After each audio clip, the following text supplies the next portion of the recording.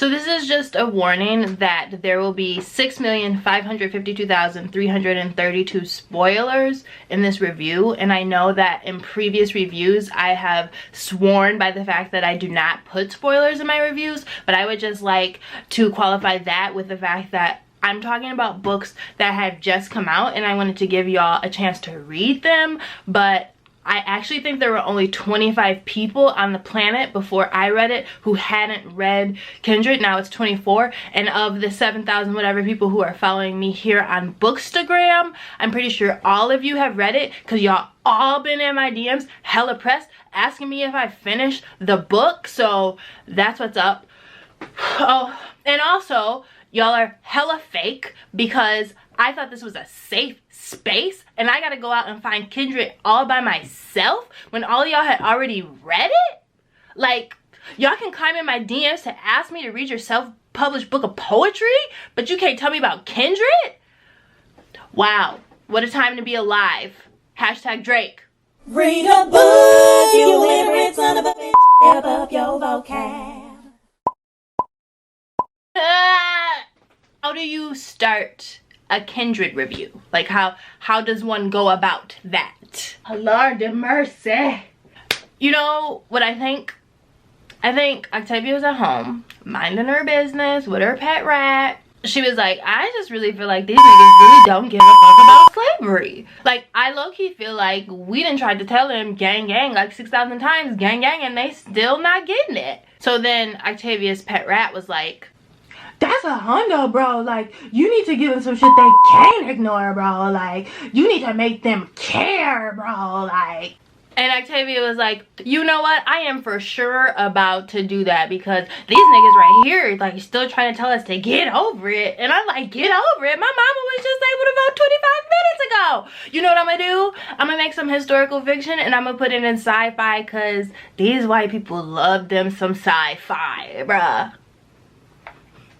That's how it happened.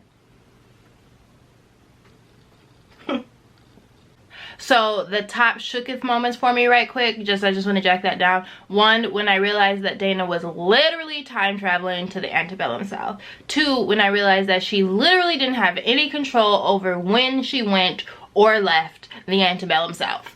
Three, when I realized the one who did have control over whether or not she went to the antebellum South was a white man, a ginger. 4, the first time she watched somebody get beat in front of her face. 5, when Tom Whalen's bitch ass beat her. 6, when she gave him mouth-to-mouth recitation to try to keep his bitch ass alive. And 7, when she finally killed Ruru. So, y'all, if I keep it all the way a hundo, I feel like a lot of good lit just gets piecemealed to death. Like, y'all want to think peace, everything, and some stuff just not that deep. Bruh, in the 3rd chapter, on the 6th page, in the 5th paragraph, she used the. Because the is the determiner, and she be doing that 365, bruh. Like, stay woke, bruh. Like, that's how I feel after I've read, like, 3 things around a book. But I will think peace Kindred to death. Okay, because she killed that, and I'm pretty sure it was as deep as we feel like it is, you know. Shout out to my love affair with the written word, because actually she wrote a capstone about Kindred and I read it and she gave me some really great insight into Kevin, because a big part of it felt extremely obvious to me. Dana's going back and forth time traveling from here to the antebellum South because generational trauma. She is physically representing the generational trauma that black folks in the United States carry around with them all the time. But why was she married to that white man with the pale eyes? What did he represent? Well, according to my love affair with the written word, which I really appreciated, I can't stay focused. He represents the people who cannot comprehend how terrible slavery actually could have been until he's there witnessing it for himself. And those people are a special kind of exhausting for all of us, because I sure wasn't there, but I can only imagine, you know. I'm not going to tell y'all to read Kindred because you didn't already read it, okay? I would like to publicly thank Octavia Butler for existing and all of the great literature that she left us with, and geniuses never die. This all felt so great. Y'all know I've been reading all types of stuff, okay? But once we got quarantined, I think I said it when Brian covered my word of the week, it's just been really hard for me to stay on task or to get the creative juices flowing. And I knew in order to do that, I just had to go back to my source, which is Black women lit.